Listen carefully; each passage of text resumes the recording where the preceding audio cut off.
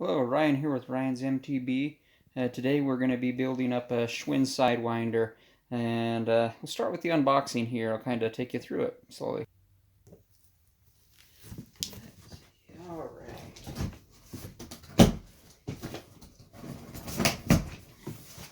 It's kind of sad. Schwinn doesn't build the best bike anymore, but I remember the glory days of Schwinn when they were one of the best bikes you could get.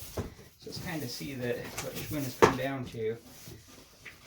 They're now on a Pacific Cycle, who's not real known for making real great bikes, but building a couple bikes up for my kids for Christmas, and these were within budget, so that's what we're going to use today. Start by putting all the clamps, zip ties, get everything undone here. This stuff just looks like it's taped on.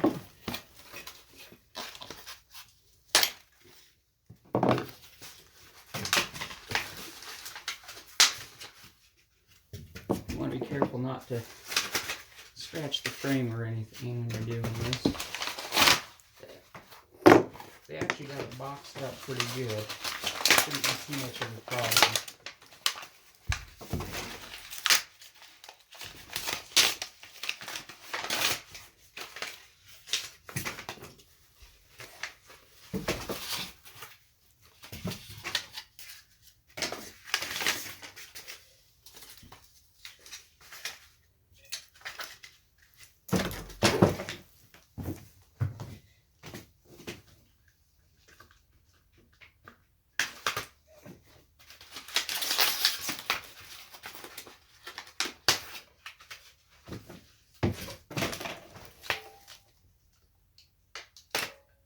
Kind of cut these away.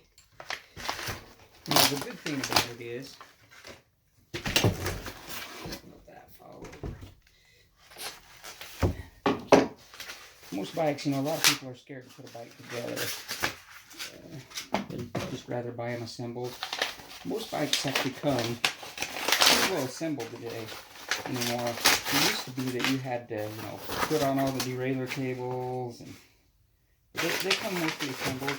And a lot of the time I prefer to build them up myself, just because of the simple fact that you have to get it built somewhat right. If you go down to like Walmart and something, if you're going to a bike shop, definitely by all means get one assembled, let them do the work. But like a cheap low-end bike like this,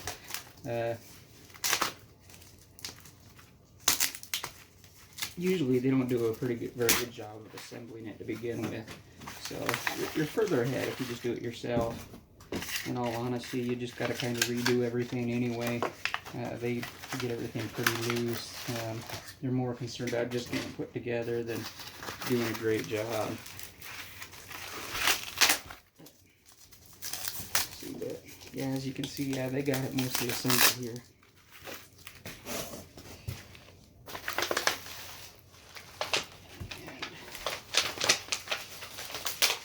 I'm going to throw it in the stand, so first thing I'm going to do, in here, I'm going to put the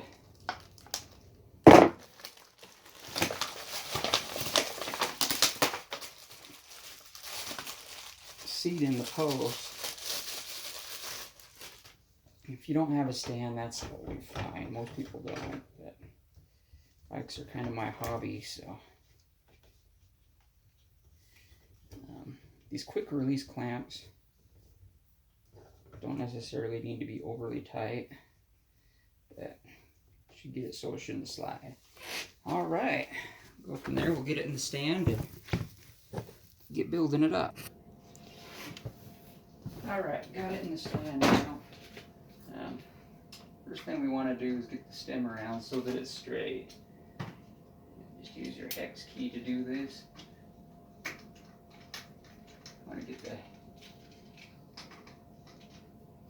stem loosened up pretty good. And it should just spin right around.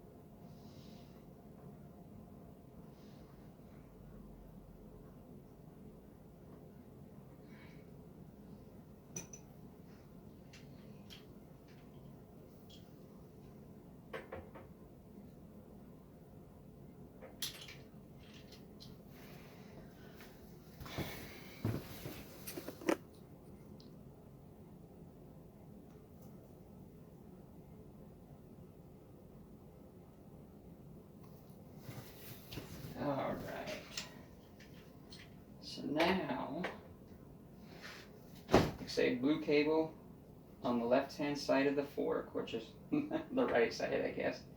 The right side now, but you're sitting on the seat. Yeah, it'll be the left-hand side of the fork. It's where that blue cable needs to be. Otherwise, you're just going to be kind of bound up real tight. And then, on these clamps,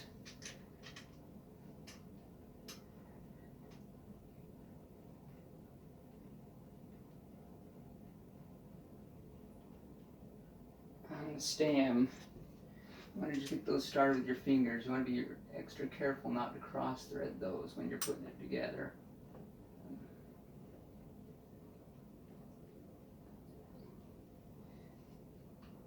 Another thing, when you're tightening up, do finish tightening up everything on the stem. Stems and headsets and all that, usually you're about 5 Newton meters is where you want to torque those down to if you have a torque wrench. Just be careful not to really over torque them. You want them snug enough that they'll move, or they won't move, but they don't necessarily need to be tight. A lot of people over tight them, strip out the threads.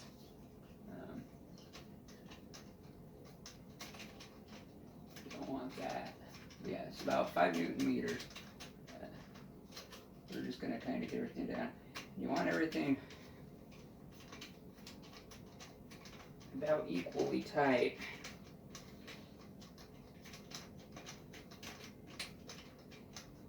Alright. Pause for a second and finish tightening everything up here. Alright. Also, there's the reflectors. If you're going to choose to leave those on, which I will since it's for my kids, I really don't let them right after dark and whatnot, but don't tighten that down till the end. You're going to want to kind of adjust stuff and tighten stuff up. So just kind of let that flop around. Next, we'll go ahead and put on the pedal. 15 millimeter wrench for this if you don't have a pedal wrench. They are right-handed and left-handed threaded. The left-hand threaded pedal always has these little notches cut in the side, so you kind of tell that it's left-handed. But the nice thing is this bike actually tells you on the cranks which way the thread goes.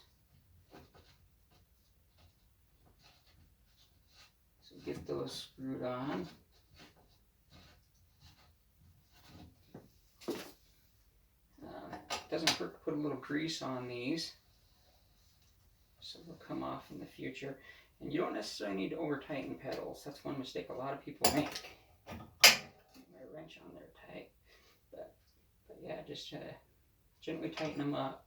The reason why they're threaded like they are, so they don't come undone when you're pedaling. Come around here, and then again, this other side, it says a left-handed thread.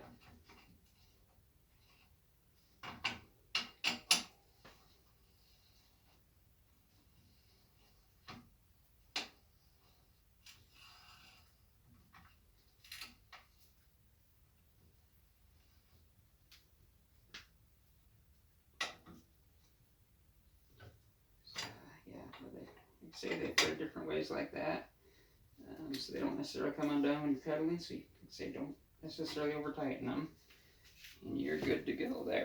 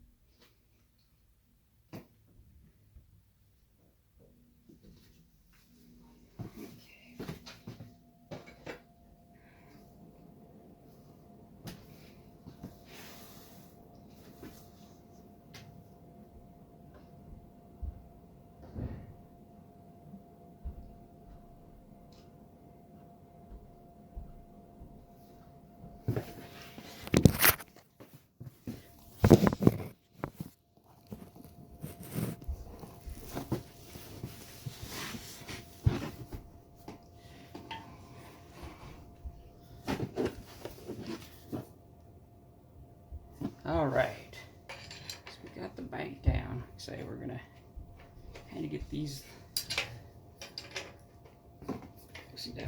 make sure that's all the way seated up into the fork. Now we can tighten these bolts up.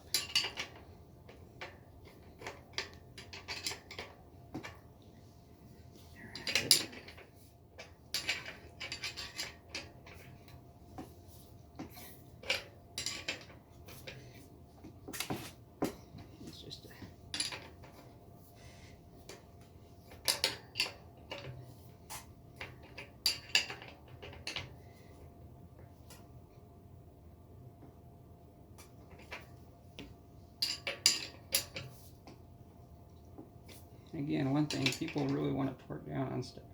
You don't have to have it that tight. I mean, you want it tight enough that it won't loosen. And a lot of time you go into the store and you'll see stuff, yeah, that's not even so tight. I mean, it's just loose. Yeah, you don't have to over torque these things. All right. Now that we got that done, we're going to throw it up in the stand. One last thing we want to check before we put it back up there. I check our handlebars to make sure they're positioned the way we want them and where we want them. They're actually kind of high, so I'm going to tilt them down just a little bit.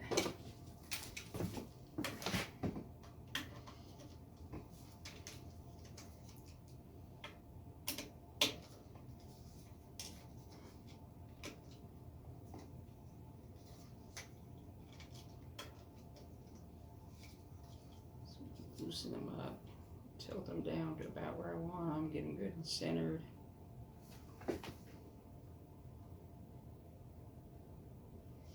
And snug them back up.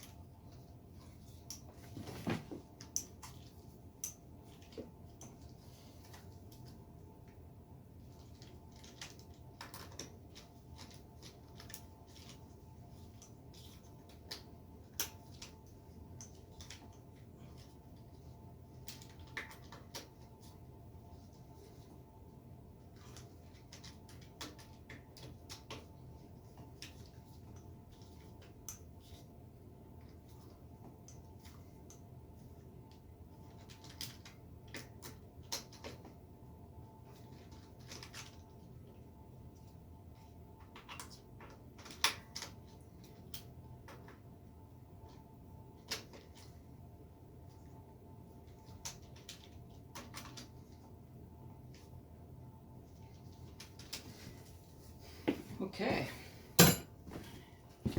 Just a minute here. All right. Once you have your wheel on, a lot of time this disc brake will rub pretty bad. You can spin it. This one's actually really, really good. But if it is rubbing, I'm going to kind of show you how to remedy that. You got these bolts here. These two bolts right here and right here. And they have these little metal pads in them which allow for adjustment. What you're going to do is you're going to loosen those and then pull your front brake. And while this is pulled tight and clamped down against the disc rotor, then you'll tighten them back up.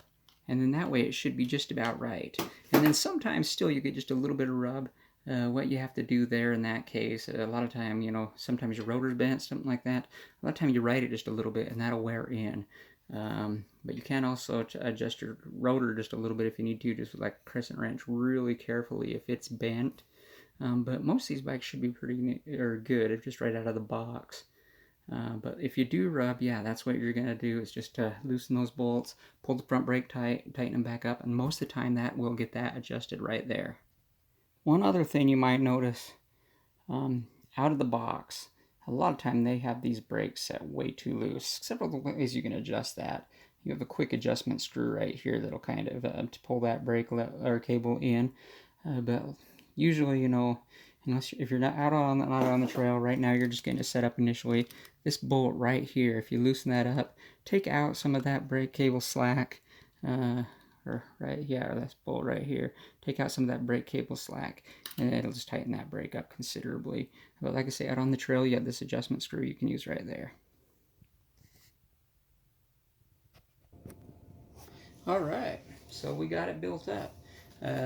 Really, all we got to do now is just inflate the tires. If you're looking for a great pump, I've had this one for several years now. It's a Bell Air Attack 650. Low cost. It's about $15. I've tried some other pumps from like Zafal and some other brands. But if you're just for a cheap pump, it's got a gauge built in. Great pump for the money. Like I say, I've been using it for several years, and I would get another one in a heartbeat. I've used other cheap pumps that weren't worth taking out of the store, but this one has been fantastic. You know, I mean, you can go to a bike shop and spend, you know, $60, $100 to $150 on a pump, but yeah, this one works great for 15 bucks. Been very impressed with it. It has Presta and Schrader valves. You know, on my high-end Giant Trans bike that I ride all the time, I've been using it for that bike for several years with the Presta valves, but it works great for the Schrader valve too. You don't have to switch heads around or anything. It connects to both of them right off the bat. But I'm going to air up the tires and take this thing for a test ride. Thank you for watching.